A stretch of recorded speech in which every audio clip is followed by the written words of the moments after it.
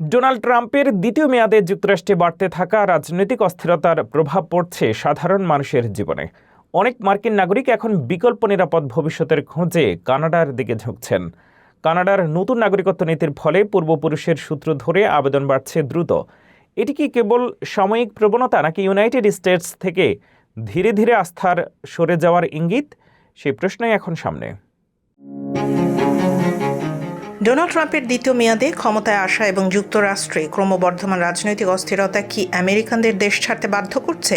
সাম্প্রতিক পরিসংখ্যান বলছে হাজার হাজার মার্কিন নাগরিক এখন মরিয়া হয়ে কানাডার নাগরিকত্ব পাওয়ার চেষ্টা করছেন, আর এতে বড় সহায়ক হয়ে দাঁড়িয়েছে কানাডার নতুন একটি আইন। আগে নিয়ম ছিল, কোনো কানাডিয়ান যদি দেশের বাইরে সন্তান জন্ম দেন তবে সেই সন্তান তার পরবর্তী প্রজন্মকে কানাডার নাগরিকত্ব দিতে পারতেন না। একে বলা হতো ফার্স্ট জেনারেশন রুল। কিন্তু সম্প্রতি কানাডার আদালত এই নিয়ম বাতিল করেছে। এখন যদি আপনার পূর্বপুরুষ, যেমন দাদা দাদি বা এমনকি পর্দাদাও কানাডিয়ান হয়ে থাকেন, তবে আপনিও কানাডার নাগরিকত্বের দাবি করতে পারেন।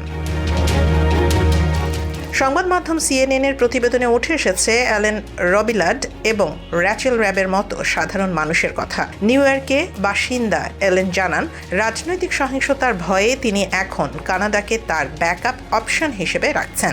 অন্যদিকে কৃষ্ণাঙ্গ ও আইরিশ বংশোদ্ভূত র্যাচেল র্যাব জানান, যুক্তরাষ্ট্রে বর্ণ বৈষম্য এবং রাজনৈতিক ডামাডোলে তিনি নিজেকে আর নিরাপদ মনে করছেন না।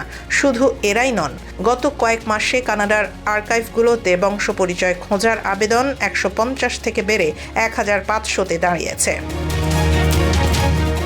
অভিবাসন বিশেষজ্ঞরা বলছেন, এই নতুন জোয়ার আগের চেয়ে আলাদা। আগে নির্বাচনের পর আবেদন বাড়লেও কয়েক মাস পর তা কমে যেত, কিন্তু এবার 2 বছর পার হওয়ার পরও আগ্রহ কমছে না। যদিও অনেক কানাডিয়ান এই প্ল্যান বি মানসিকতার সমালোচনা করছেন, তবে বিশেষজ্ঞরা মনে করছেন এটি কানাডার জন্য ভালো, কারণ আবেদনকারীদের মধ্যে অনেক ডাক্তার, ইঞ্জিনিয়ার এবং উচ্চশিক্ষিত পেশাজীবী রয়েছেন।